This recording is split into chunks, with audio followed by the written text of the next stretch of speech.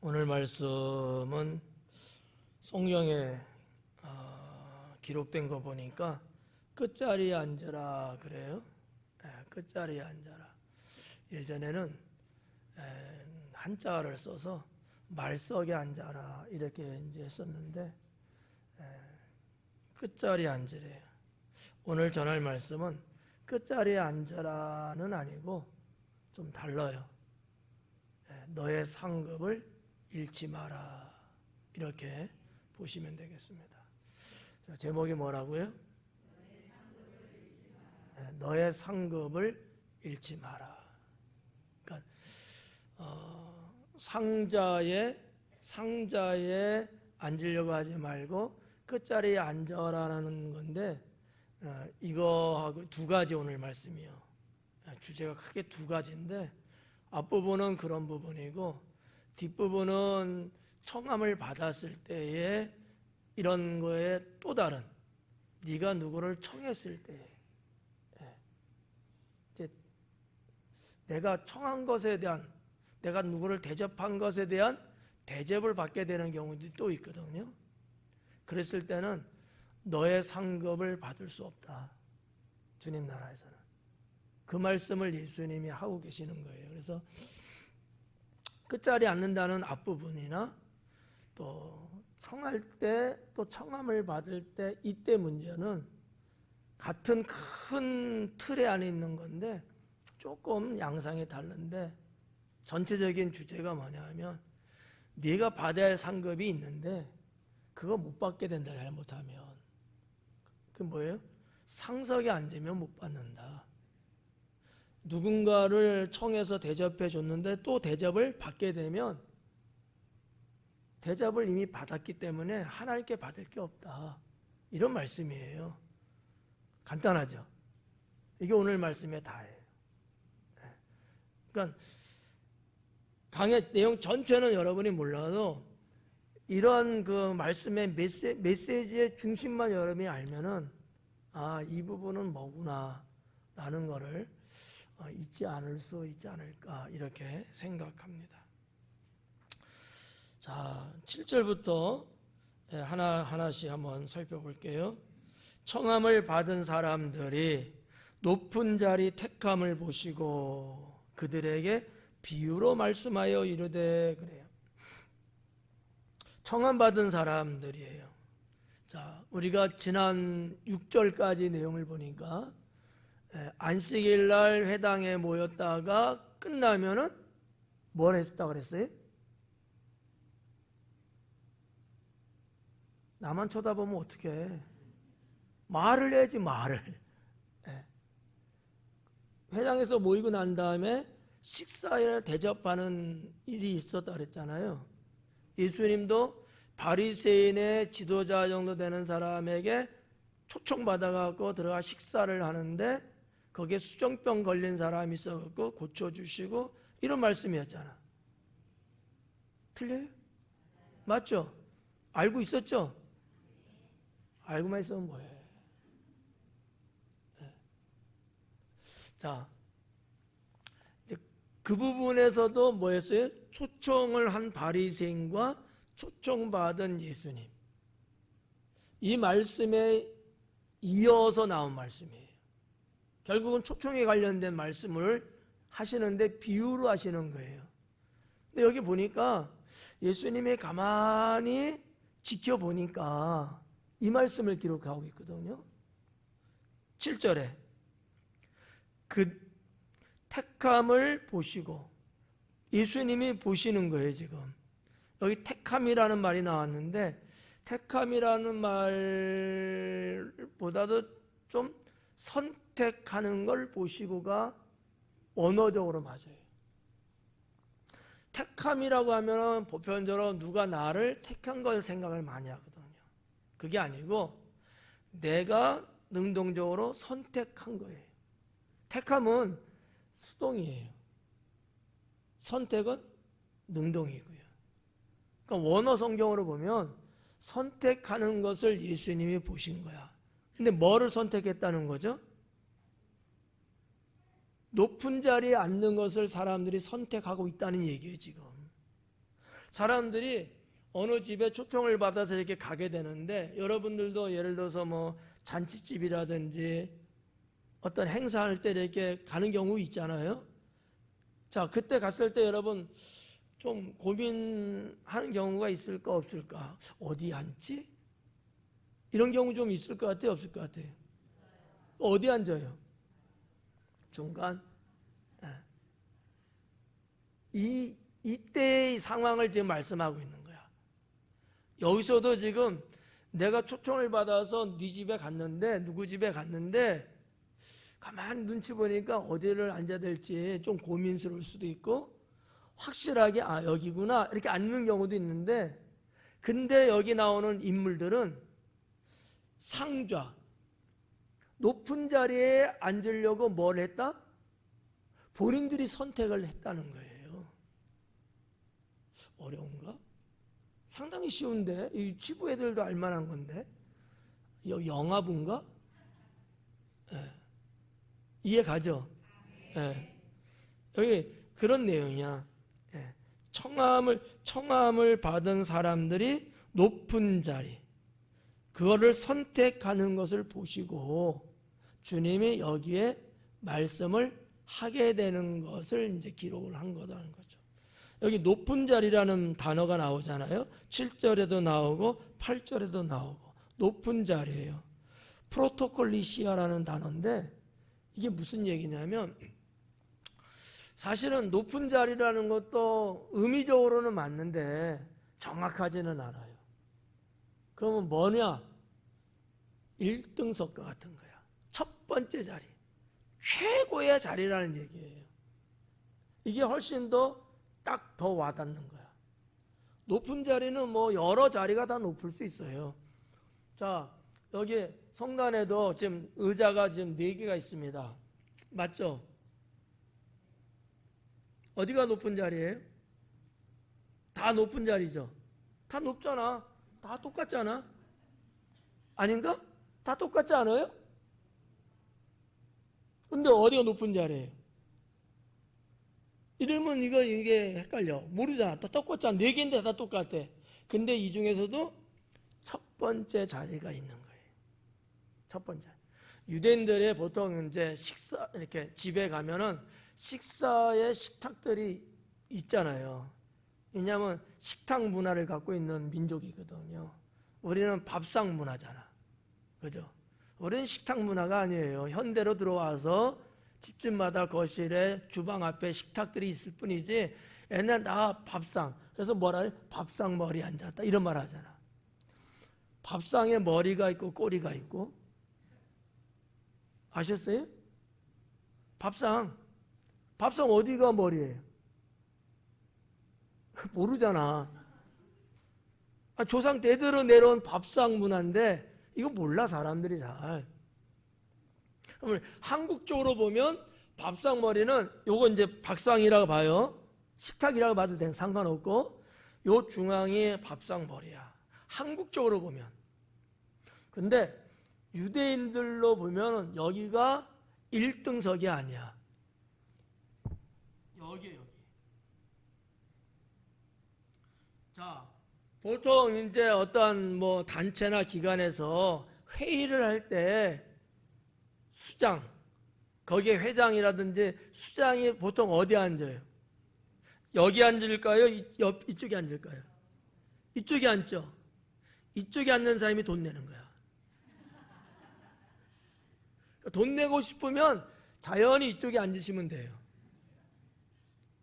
돈 내기 싫으면 여기 앉지 마. 그러니까 유대인들의 식탁 문화에 있어서 최고의 자리가 있어요. 거기는 보통 유대인들은 이 U자형의 식탁이거든요.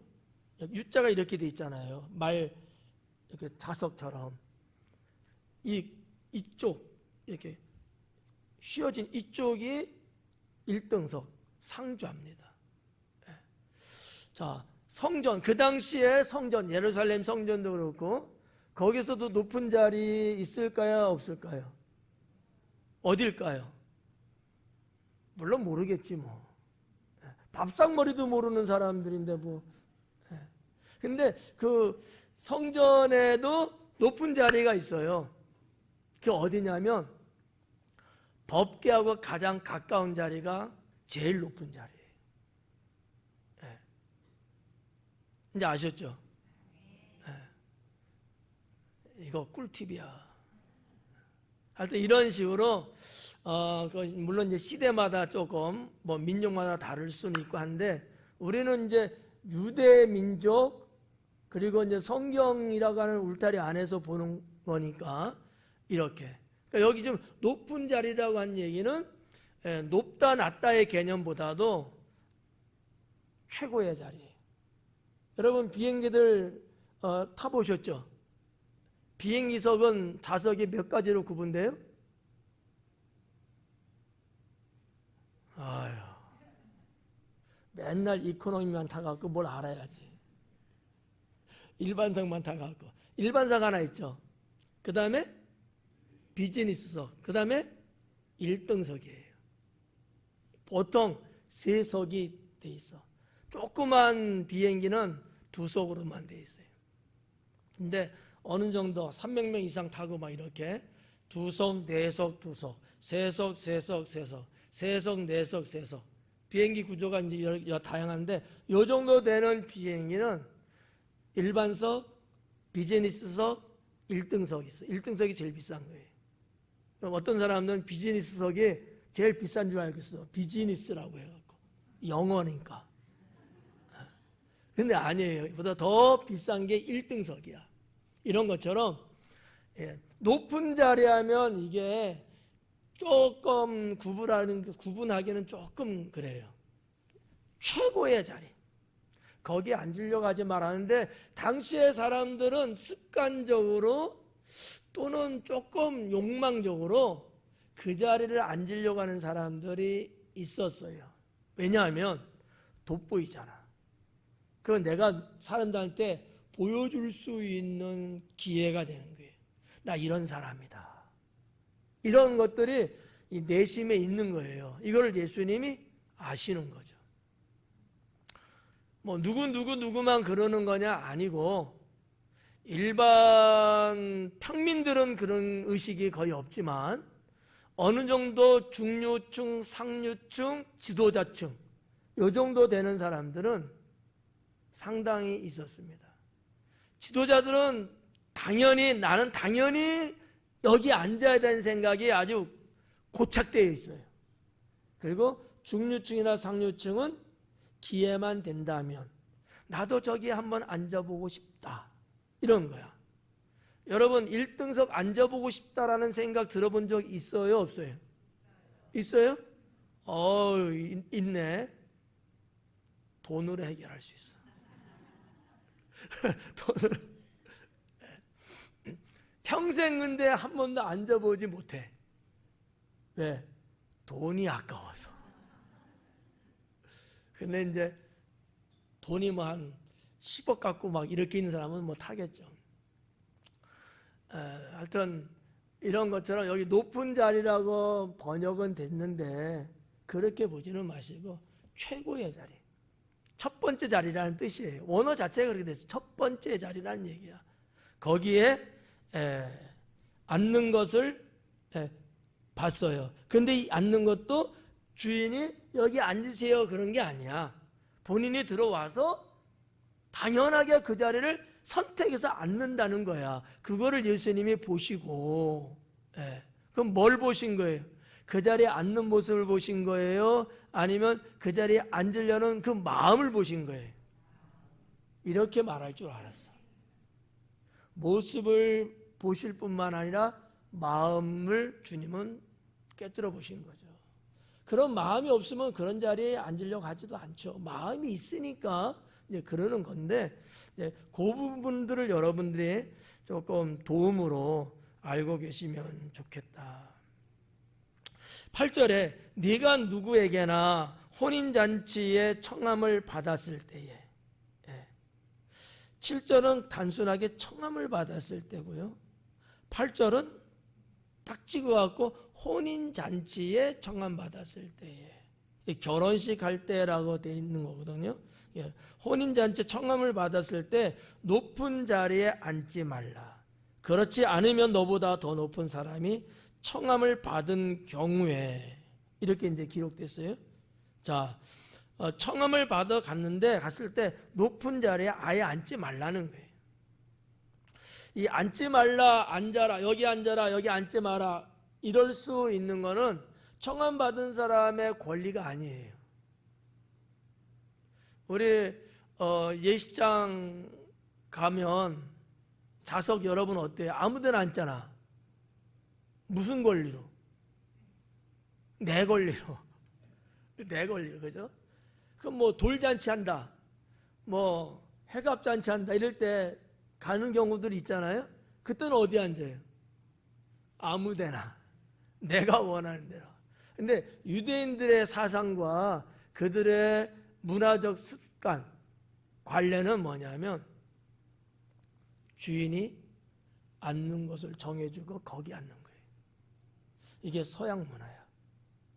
우리 뭐 결혼식 하면은 초대 받은 사람만 가요? 아니면 그냥 알고 지내고 소식 듣는 사람 다 가요? 초대 받은 사람만 가요? 우리나라 사람들이? 여러분 교회 저기 초대 안 했는데도 가잖아. 언제 초대했어? 초대했어요? 내가 볼 때는 안 하는 것 같은데, 특별한 지인들은 와줘, 꼭 와, 올 거지? 이러지만 보통 사람은 초대 안 하잖아요. 근데도 우리는 가. 장례식장은 어때요?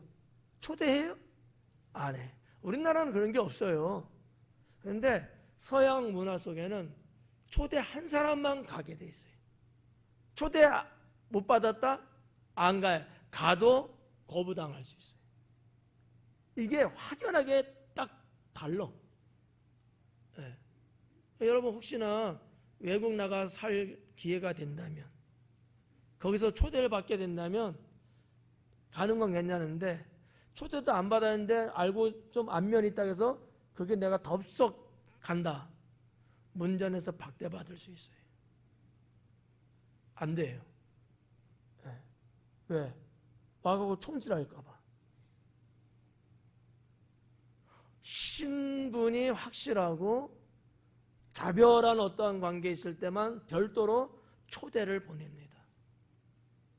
서양은 초대 문화가 있는 거고요. 우리는 그게 없어요.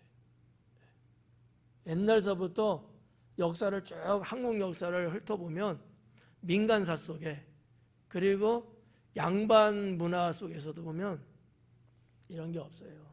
그냥 전체적인 거야, 우리는. 전체적인 거. 퉁쳐, 그래서. 이해가요? 그게 전체적인 거예요. 그래서 공동체 문화가 우리나라는 상당히 발달이 일찍부터 됐죠. 그냥 공동체야. 그게 우리야. 전 세계에서 우리라고 하는 단어를 쓰고 우리라고 하는 문화와 우리라고 하는 정신의식을 갖고 있는 민족은 우리야. 그래서 이게 심각한 게 뭐냐면, 여러분, 내 남편, 내 아내를 다른 사람한테 말할 때 우리 집사람이 그래. 서양 사람들은 깜짝 놀래요. 네. 저 여자는 여러 남자가 있는 건가? 우리잖아. 근데 그분들은 정확하게 내 아내가. 근데 우리는, 우리 집사람이, 우리 남편이 그래. 여러분들도 많이 그렇게 죄 져봤죠? 내 남편, 내 아내를 이상한 사람으로 우리는 말을 하고 있는 거야. 언어적으로요. 문화야, 이게 문화. 근데 우리들은 다 알아들어. 그렇죠. 근데 외국 사람들은 도저히 이해할 수 없다는 거지. 뭐 그런 거 있잖아요. 뭐 식당도 할머니 뼈다구집 뭐 이런 거 있잖아. 서양 사람들은 깜짝 놀란다잖아요. 할머니 뼈다구로 음식을 만든다고? 기겁을 합니다. 네. 근데 우리는 뭐 그런 거 아니잖아. 이런 것처럼 그 민족과 국가의 그 독특한 고유의 어떤 문화들이 이제 있는데, 이런 거를 조금 알면 뭐 재미도 있고 또 실수를 또 막을 수도 있고 이제 이렇습니다. 아무튼 자, 유대인들에 대한 건데 여기에 이렇게 청함을 받은 사람들이 최고의 자리를 앉으려고들 하는데 그러지 마라. 그 얘기를 예수님이 하고 있어요. 그래서 여기 앉아라, 저기 앉아라 이런 식으로. 요즘은 이제 어떤 그 결혼식장 가니까 넘버를 이렇게 딱 매겨요. 좌석에. 그래서 아예 나는 몇 번에 앉아야 되는 거야. 좌석표를 줘요. 들어갈 때. 나는 거기만 앉는 거야. 그리고 초대된 인원이 150명이면 150명만 딱 들어가 끝이에요. 이제 우리나라도 이 동네는 말고 저 윗동네는 좀 그렇게 진행하고 운영하는 게 조금씩 있어요. 일반 예식장은 아니고요. 호텔 예식장 같은 데는 이렇게 해서 이제 혼란도 막고 자기들의 홀의 비중에 따라서 이제 이런 것들을 하는데, 자, 아무튼 이것 때문에 제가 쭉 설명했어요. 앉지 말라. 그렇지 않으면 너보다 높은 사람이 청함을 받은 경우에 너와 그를 청한 자가 와서 너더러 이 사람에게 자리를 내주라 한다는 거지.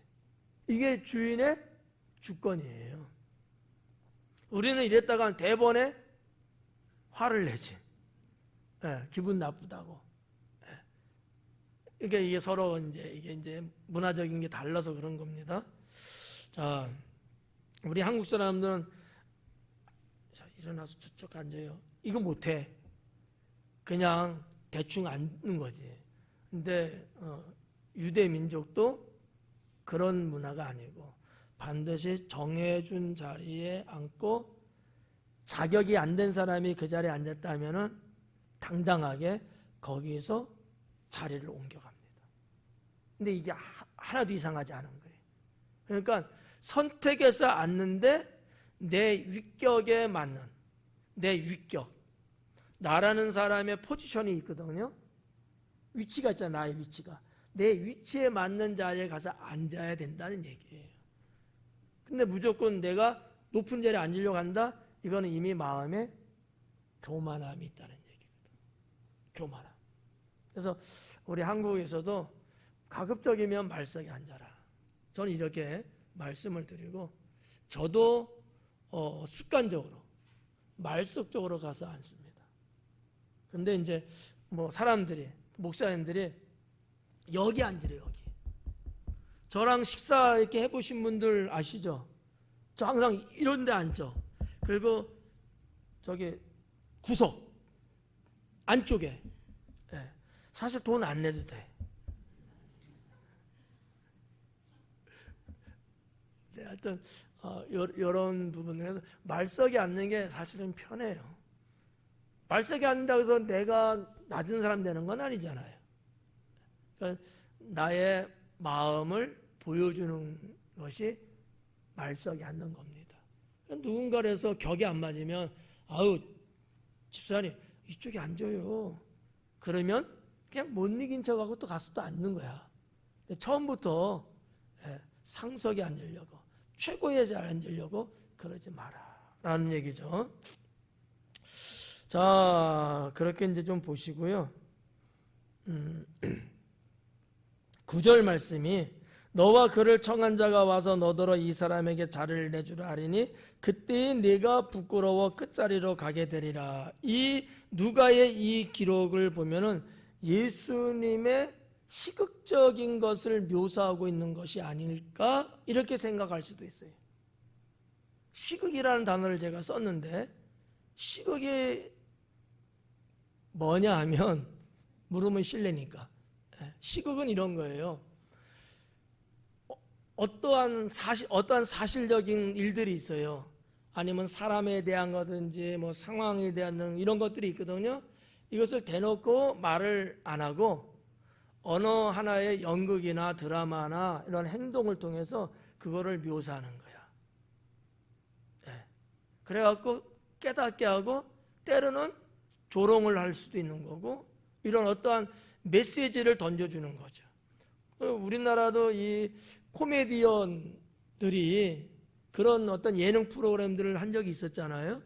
때로는 뭐 대통령에 대한 것을 하는 경우도 다 이게 시극이라고 표현하는 거거든. 예수님의 요 구절의 말씀도 어떻게 보면 시극적으로 표현한 것이 아닐까 이렇게 볼 수 있다는 거죠.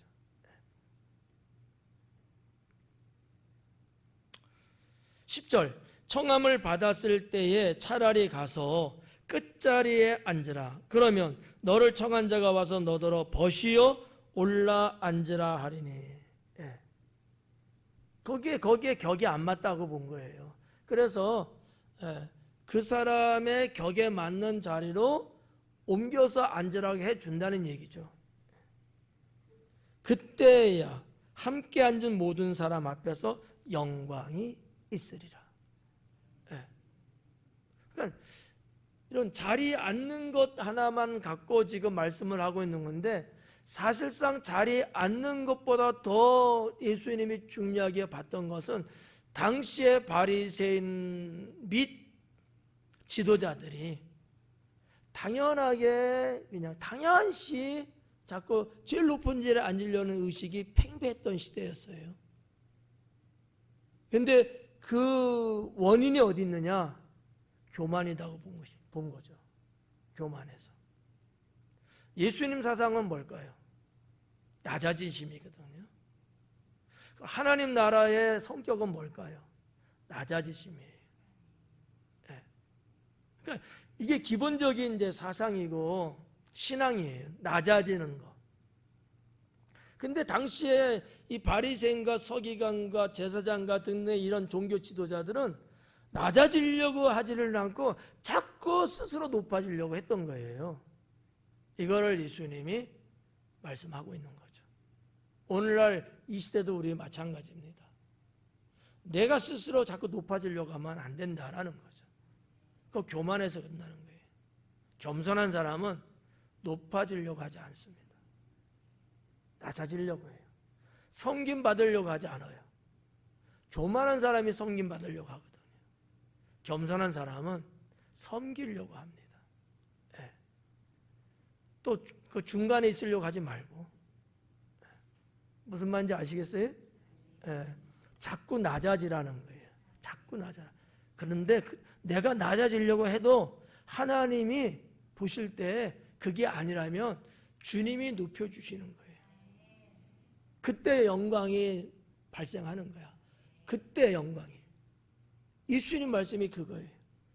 네가 말석에 앉아라. 차라리 그냥 가서 처음부터 주인이 봐갖고 거기 앉을 자리가 아니라면 그보다 높은 자리로 너를 앉게 할 것이다.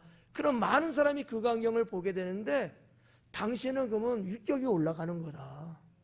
이거예요. 그게 자랑스럽지 않느냐라는 거죠. 이 말씀은 무슨 얘기냐면 뭐 저의 좀 오바센스인지는 몰라도 당시 백성들이 당신들을 높여줄 때 높아져야지. 너희 스스로 백성 앞에서 높아지려고 하고 그 백성들 머리에서 군림하려고 하는 건 아니다. 너희의 높아짐의 영광은 백성들이 높여줄 때에 발생할 수 있는 거다. 이런 얘기예요. 그래서 현대 사회학에서 또 현대 정치에서 하는 얘기가 뭔지 아십니까? 권력은 국민으로부터 나오는 것이다 라는 말이 있는 거예요. 물론 이 말은 현대에서만이 아니고 우리나라 조선 역사 속에 있었던 거거든요. 왕의 권력은 국민으로부터 나온다. 그래서 그 옛날에도 정신이 제대로 된 왕들은 말이죠, 백성을 두려워했다는 거죠. 그래서 언제나 뭐를 중요시 여겼느냐 하면 명분이에요. 백성들이 충분히 이해하고 공감될 수 있는 명분. 백성들이 그렇구나, 그럴 수 있겠네, 그래야지, 이렇게 수용할 수 있는 명분이 중요했어요. 그 옛날에도. 그래서 왕도 그렇거니와 고관들도 그렇고 정승들도 그렇고요, 양반들도 그렇고요, 이 명분을 얻으려고 언제나 나름대로 노력을 많이들 했죠. 이시조선 발생 이성계가 여러분 나라를 세우는데도 명분을 찾았거든요. 회군을 했잖아요. 위화도군. 명분이 없으면 백성들의 왕이 될 수가 없어요. 명분 때문에 기다려주고, 명분 때문에 참기도 하고, 명분 때문에 힘든 거예요. 명분만 되면 문제가 안 되는데. 근데 이런 여러 가지가 다 연결 이렇게 있는 거예요. 그러니까 저는 이제 이렇게 보는 거예요. 예수님이 보는 당시 유대 사회상, 이 지도자라는 사람들이 명분 없는 인생을 자기만을 위해서 살고 있는 거예요, 지금. 나는 오늘날 우리나라하고 비슷하지 않나 이렇게 생각해요. 정말 나라의 대통령이야 장차관, 그리고 국무위원, 정치인들, 명분들이 별로 없어요. 말로는 백성으로부터 권력이 나오는 거다 뭐 이렇게 이야기하는 사람이 간혹 있긴 한데 말뿐이야. 스스로 자기들이 높은 자리에 올라가, 그리고 남의 자리를 찬탈을 해. 그리고 거기서 군림하려고 하잖아요. 선거 때만 되면 조금 머리를 숙일 뿐이지 이게 참 어렵습니다. 예수님 시대도 아마 유대 사회는 그랬기 때문에, 예수님이 이것이 하나님 나라에 맞지 않는 거기 때문에, 하나님이 원하시는 바가 아니기 때문에 그 부분을 콕 찍어갖고 지금 이야기하고 계시는 거예요. 우리도 이런 길을 걸으면 안 됩니다. 낮아져야 돼요. 네. 낮아져야 돼요. 목사가 스스로 높은 자리에 앉으려고 하고, 높아지려고 하고, 대접받으려고 하고, 뭐 등등등등 그렇게 가면 안 되는 거예요. 이건 틀린 거예요. 그것이 나쁜 건 아닌데, 이거는 성도들에 의해서 그렇게 가야지 그게 되는 거지, 내 스스로 내가 그러면 안 돼.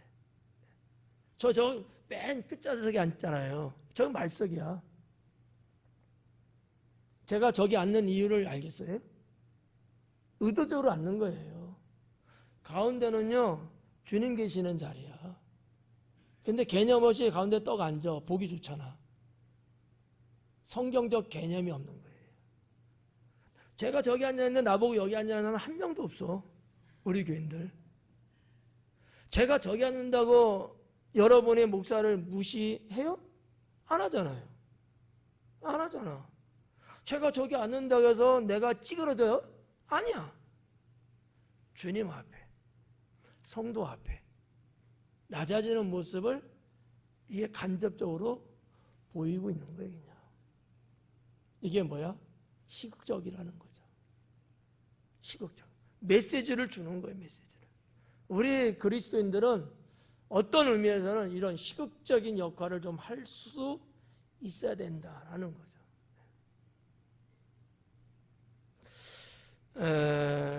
넘어갈게요. 11절에 보니까 무릇 자기를 높이는 자는 낮아지고 자기를 낮추는 자는 높아지리라 그래요. 낮아지고 높아지리라. 이게 좀 헬라 문법적으로 보면은 신적 수동태라는 거거든요. 수동태인데 능동태가 아니야. 수동태. 누군가에 의해서 내가 움직이고 이렇게 되는 게 수동태잖아요. 근데 신적 수동태예요. 신적이라는 얘기는 무슨 얘기냐면 하나님에 의해서 되는 거라는 거죠. 하나님에 의해서. 사람에 의해서, 누구에 의해서가 아니고 하나님에 의해서 높아지고 낮아지는 거다. 이거를 문법적으로 신적 능동태, 수동태라고 말을 해요. 죄송합니다. 이해는 가시죠?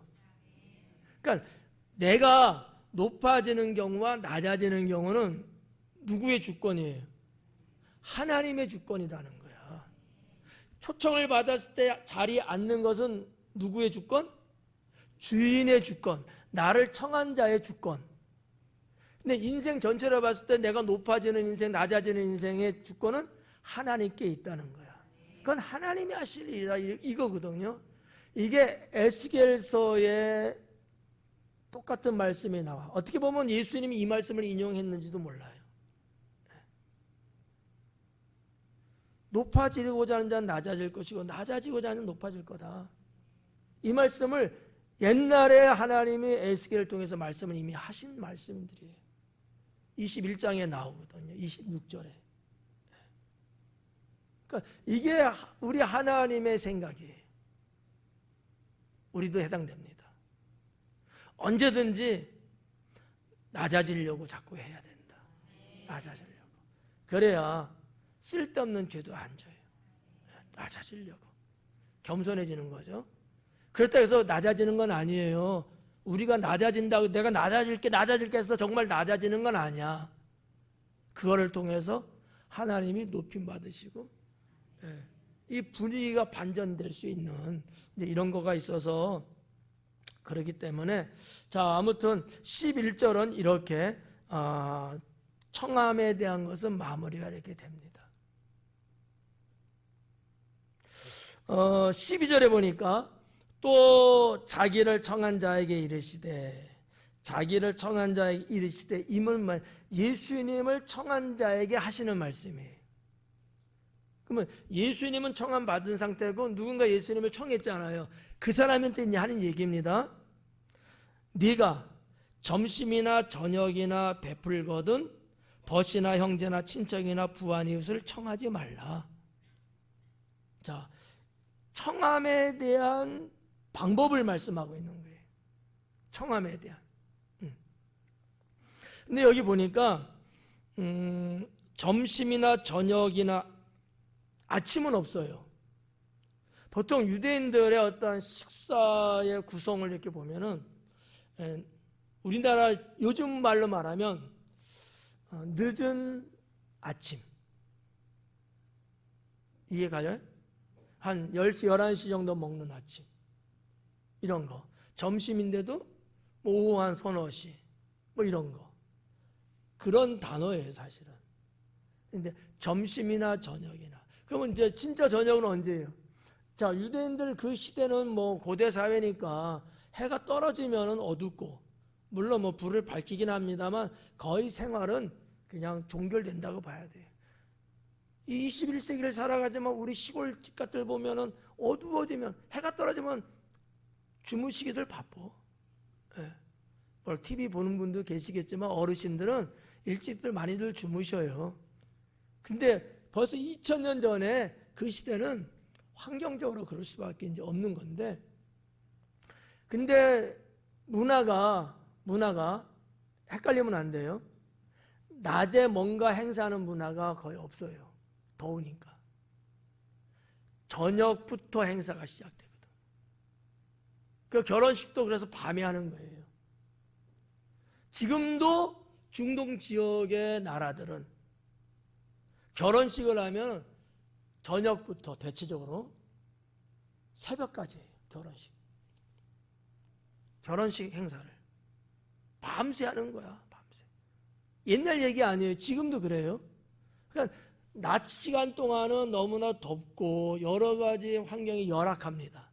그러니까 이걸 피해서 좀 선선해주고 뭐 이렇게 될 때 이제 하는 문화가 그 중동 사회에는 있는데, 여기 지금 보니까 점심이나 저녁을 청할 때, 그러면 저녁은 역시 어두워지고 이제 뭐 지금 요즘 우리 이제 한 6시 되면 이제 어두워지죠. 그럼 예를 들어서 한 7시 막 이렇게 캄캄해지고 이럴 시간이었을 거야.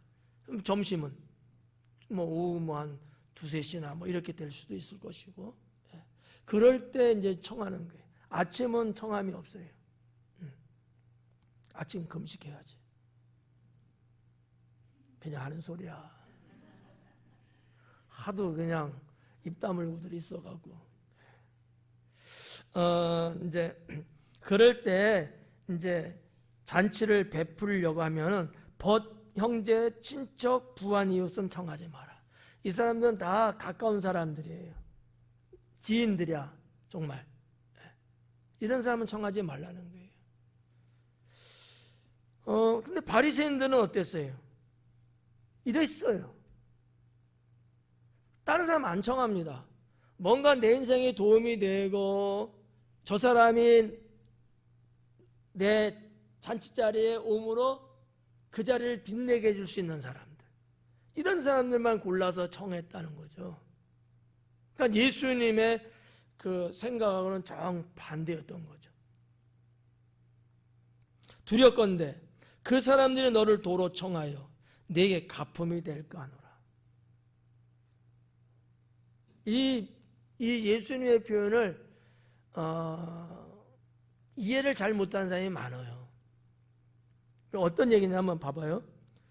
그 사람들이 너를 도로 청하여 네게 가품이 될까 하노라. 무슨 얘기냐면 내가 초대해서 이런 부유하고 이런 사람들, 근데 그 사람이 또 다음에 그 사람이 나를 초청하는 거야. 그러면 나를 갚은 거잖아, 내가 한 행위에 대해서. 예수님은 이게 두렵다는 거예요. 두렵다는 표현으로 되는데 무슨 얘기냐면 그러면 주님 앞에 받을 상이 없다는 얘기예요. 이거를 두렵다는 표현으로 지금 기록한 거예요. 이해가요? 그러니까 이 말씀을 이해를 잘못하면 무슨 말씀이지? 왜 도로 청했는데 두렵다는 거지? 이렇게 볼 수 있어요. 의미는 그런 거, 의미. 이해돼요? 이거 중요해요. 이거 이해하고 가셔야 돼. 예. 그래서 여기도 보면 이제 또 중요한 게 좀 하나 있는데, 부한 이웃을 청하지 말라. 이 부한이라는 단어가 나와요. 부하다는 거. 이게 이제 여기서는 뭐 이렇게 돈이 많은 부자를 말하는 거거든요. 부한 이웃, 부자를 말하는 거야. 근데 이게 성경 다른 곳에서는 이 단어를 어떤 의미로 썼냐면 그리스도의 품성, 그리고 영원한 소유. 어떻게 보면 하나님 나라의 상급이겠죠. 영원한 소유니까 면류관 이런 것들을 풍부하게 해야 된다라는 얘기예요. 이런 것들을 풍부하게 해야 된다. 좀 어렵나요? 이 성경 본문에서는 어떤 사람의 부자를 표현하는 단어예요. 돈 많은 사람. 그건데 성경 다른 곳에서는 이 단어를 쓸 때에 주님의 품성의 부유함, 또 하나님 나라에서 우리가 영원히 살아갈 것들 있잖아요. 영원히 내가 멸류관을 받으면 영원히 가지고 가는 거잖아. 그런 것들이 좀 풍성할 수 있게끔 하라는 단어로 썼다는 얘기예요. 이게 이제 히브리어로는 아시르라고 하는 단어거든요. 거기서 온 거예요. 아시르. 그런 풍성이야. 그냥 풍성이 아니고 그런 영적인 의미, 그런 하늘나라적 의미를 갖고 있는 단어로 당시의 사람들이 썼다는 얘기예요. 물론 일반적으로도 부자, 풍성하다, 부유하다 이럴 때도 썼어요.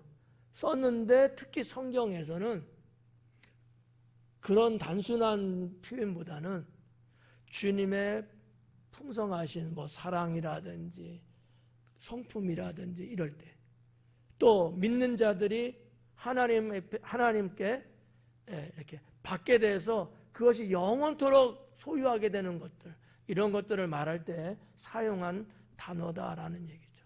근데 누가는 그 단어를 여기 부자라는 거로 표현할 때 여기 쓴 거예요.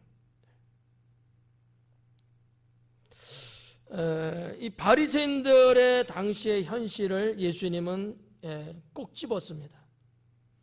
근데 주님은 두렵건대 그 사람들이 너를 도로 청하는 거, 이게 두렵다는 거야. 이게 있어서는 안 된다는 거야. 이게 되면은 너는 누구를 대접한 상이 없다는 거예요. 대접 안 받아야 된다는 거야. 그래야 하나님께 대접받는 거야. 내가 했는데 누가 나한테 또 해줘. 그럼 난 받을 상이 없다는 이런 표현이거든요. 그 말씀의 부연적인 설명이 그 밑에 나오는 거예요. 뭐라 그래요? 14절에 그리하면 그들이 갚을 것이 없으므로 네게 복이 되나리. 자, 13절 볼까요? 이제 잔치를 베풀거든 차라리 가난한 자들, 몸 불편한 자들, 저는 자들, 맹인들을 청하라. 12절에 있는 말씀하고 정반대죠. 13절에 나오는 이 사람들은 일명 뭐냐? 당시 그 사회에서 소외된 자들이었어요. 이 사람들은 아무도 초청하지 않습니다. 그 초청의 자리가 값이 떨어져요. 그렇지 않겠어요? 보지 못하는 사람, 불구의 사람, 가난한 사람, 명분이 없는 사람, 이런 사람 초청 안 했어요. 오히려 빚값 번짝하고 잘 나가고 그냥 그럴싸하고 이런 사람만 초청했단 말이에요. 근데 그런 사람들은요, 그 사람도 또 그렇게 초청을 해요. 그러니까 하나님께 받을 게 없다는 거야. 근데 봐봐요. 가난한 사람, 보지 못하고 때로는 듣지 못하고 사람들한테 버림받고 무시당하고 힘없고 연약 이런 사람도 있잖아요. 그런 사람들은 내가 초대받았으니까 나도 한번 초청해야지 이럴 수 있는 여력이 있을까요? 없어요. 그러면 그분들이 안 하면 하나님께 보상을 받는다는 얘기예요. 이걸 여러분이 이해하셔야 돼. 근데 우리는 때로는 좀 이런 마음이 있지 않을까? 초대할 때 됐는데. 저 사람은 왜 가만히 있지? 나도 했는데 해야 되는 거 아니야? 이게 우리나라 문화야. 네. 우리나라 복불복이야. 우리나라야. 이게 우리는 보상 심리가 그런 게 있잖아요. 우리 그 농가에 품앗이라는 말 있잖아요. 그죠? 내가 이렇게 하면 저 사람도 그만큼 해. 이건 아무 상급이 없는 겁니다. 이런 사상이 기독교 신앙 안에 여전히 있어요, 지금도. 이거 없애야 돼요. 성경적으로 보면. 단지 나는 그냥 주님의 이름으로 섬기고 한 것으로 끝. 이렇게 가야 되는 거예요. 꿈에도 나타나던데 하면서 자꾸 이렇게 좀 뭔가 이렇게 은근히 이렇게 안 해주나 이렇게 기대하고 기다리고 이러면 안 된다는 거죠. 예수님 말씀이 이게 키포인트예요. 그래서 14절에 그리하면 그들이 갚을 것이 없으므로. 갚을 게 없잖아 이분들은요. 그럼 뭐라 그래? 네가 복이 되리니 이는 의인들이 부활 시에 네가 갚음을 받겠음이라. 의인들 부활 때 마지막 때잖아요. 그때 네가 한 것을 고스란히 다 하나님께 받는다는 거예요. 이런 예수님의 말씀이 신앙과 사상을 우리가 좀 생각해야 되지 않겠느냐.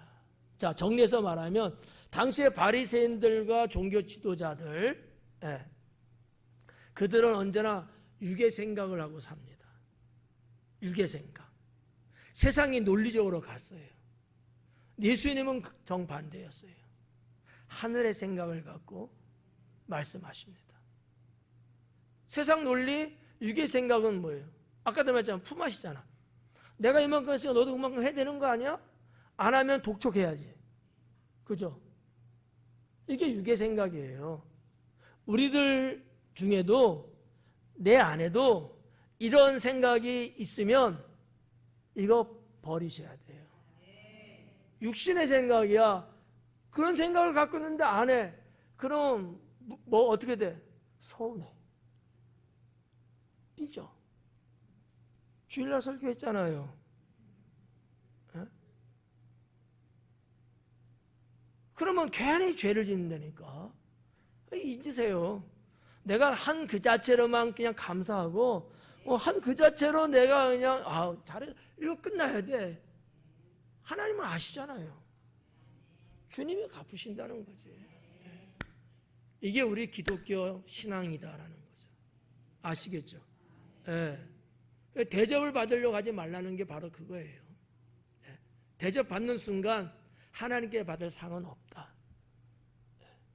그러면 이제 반대로 내가 대접 안 해줘야지, 그래야지 상 받게 하지, 요런 생각하면 안 돼. 예.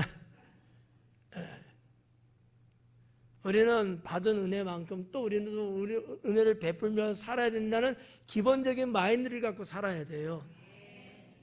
하나님의 영역을 내가 굳이 침범하고 논할 이유는 없어. 그건 하나님 소관이에요. 나는 은혜 받았으니까 나도 은혜 베풀어야지. 이렇게 마음을 가져야지. 내가 해주면은 하나님 받을 상 없으니까 내가 안 해줘야지. 난 그런 사람 봤거든. 물론 뭐 이제 웃자고 하는 얘기지만, 행여나 그런 마음 가지면 안 돼요. 그래서 이제 바리새인들의 생각과 예수님 생각이 그렇게 전혀 달랐다라는 것을 우리가 볼 수 있고요. 결론은 그런 거예요. 우리가 살면서 이 땅에서 나의 행위가 하나님 나라에서 반영될 수 있도록 하는 게 중요합니다. 하나님은 다 아시잖아요. 오늘 특성할 때도 그런 가사가 있었잖아요. 나의 작은 것, 세밀한 것, 드러나지 않은 것까지도 하나님은 다 아신단 말이에요. 근데 여러분들이 이 선한 것을 이렇게 행하셨는데 그거 하나님 모르시겠어요? 아시거든요. 그걸 하나님이 갚으시고 하나님이 복을 주실 수 있도록 우리가 그렇게 살아야 돼요. 이 땅에서의 나의 모든 행위는 하나님 나라에 다 반영이 된다. 나는 그런 신앙을 여러분 가질 수 있기를 바랍니다. 기도하겠습니다.